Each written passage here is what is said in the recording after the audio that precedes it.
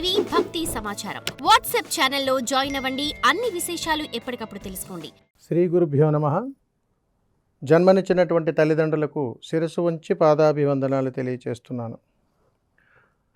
ప్రస్తుత సమాజంలో ప్రతి కుటుంబంలోనూ కూడా అనేక రకాలైనటువంటి సమస్యలతో సతమతమైపోతున్నటువంటి తరుణంలో ఏ సమస్యకు పరిష్కారం దొరకక చక్కటి అద్భుతమైనటువంటి జీవితాన్ని చిన్నాభిన్నం చేసుకుంటూ అద్భుతమైనటువంటి ఆనందకరమైనటువంటి జీవితాన్ని పాడు చేసుకుంటూ ఉంటాము.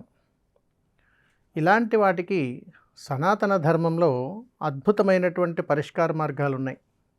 మరి అలాంటి వాటిని మనం తెలుసుకొని చక్కటి జీవితాన్ని అద్భుతమైనటువంటి ఆనంద గడియల్లోకి మార్చుకొని ఈ ప్రకృతి ధర్మాన్ని మన యొక్క సమస్యలకు పరిష్కార మార్గాలుగా మార్చుకుంటూ ప్రతి సమస్యకు పరిష్కారం ఉందని గ్రహించి ఆ యొక్క పరిష్కారముతో ఎలాంటి సమస్యకైనా కానీ పరిష్కార మార్గం మనకు ఖచ్చితంగా దొరుకుతుంది అని మన సనాతన ధర్మ గ్రంథాలే చెబుతున్నాయి.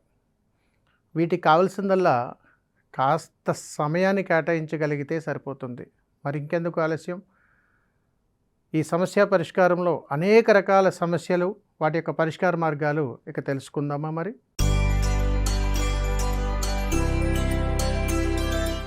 ఇప్పుడు మనం దేవాలయాలకు వెళ్తుంటాం. దేవాలయాలకు వెళ్తూ ఉన్నప్పుడు గురుగారు కొబ్బరికాయ కుళ్ళిపోయిందండి, సరిగా పగలలేదు, నిలువుగా పగిలిందండి అని అంటే మన మనసులో సంకల్పము అని అంటాం. అంటే నీకు ఏదో కీడు జరగబోతుంది, కొబ్బరికాయ అలా పగిలింది కదా అనేటువంటి ఒక ఆలోచనలు విధానాలు మనం చాలా చోట్ల వింటూ ఉంటాం. కానీ ఒకటి గమనించాలి, మనలో ఉన్నటువంటి అజ్ఞానాన్ని తొలగించడం కోసం ఒక కొబ్బరికాయని మహాసంకల్పముతోటి భగవత్ స్వరూపానికి సమర్పిస్తూ ఉంటాం. ఈ సమర్పించేటువంటి విధానంలో చాలా చోట్ల చాలా సందర్భాలలో మనం చూస్తుంటాం. ఏదైతే కొబ్బరికాయ ఉన్నదో ఈ కొబ్బరికాయని భగవంతుడికి సమర్పించేటప్పుడు నేను ఎంతో అజ్ఞానంతో కూడి ఉన్నాను, నా అజ్ఞానాన్ని తొలగించి జ్ఞానం అనేటువంటి మహాయజ్ఞానికి నేను శ్రీకారం చేస్తున్నానయ్యా అని చెప్పి తొడిమి కలిగినటువంటి కొబ్బరికాయ వైపు మనం చేయి పెట్టి పట్టుకోవాలి. చాలా చోట్ల ఇలా తిరగవేసి పట్టుకుంటారు, ఇలా పక్కకు పట్టుకుంటారు, లేకపోతే రకరకాలుగా పట్టుకుంటారు. ఏదైతే కొబ్బరికాయకి తొడిమి ఉందో అది మన వైపు ఉండాలి. అలానే పట్టుకుని సంకల్పం చేసి కొట్టిన తర్వాత ఆ తొడిమి ఉన్నది మనం ఇంటికి ఇస్తారు. ఆ పైన ఉన్నది భగవత్ సంకల్పంతో దేవాలయానికి సమర్పిస్తారు. ఇక్కడ వంకరగా పగిలిందా, సగం వచ్చిందా, లేదా ఇంకోటి వచ్చిందా ఆందోళన చెందవలసిన అవసరం లేదు సుమా. ఇక్కడ మీరు ఒక్కటే గుర్తుపెట్టుకోండి, మీరు కొట్టే విధానంలో పొరపాటు జరిగితేనే అలా జరుగుతుంది తప్ప వేరే ఇందులో ఎలాంటి ప్రమాదము లేదు. నిస్సంకోచంగా చెబుతున్నాం.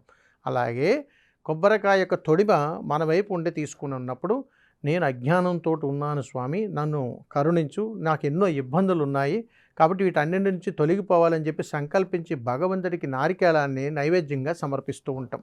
అలా చేసేటువంటి సందర్భాలలో కొబ్బరికాయ యొక్క తొడిమిన మన వైపు ఉంచి కొట్టడం సర్వశ్రేయస్కరం, సర్వత్రా శుభం. సర్వే జనా సుఖినో భవంతు. శుభం. నమస్కారం. For more videos like this, subscribe Big TV channel.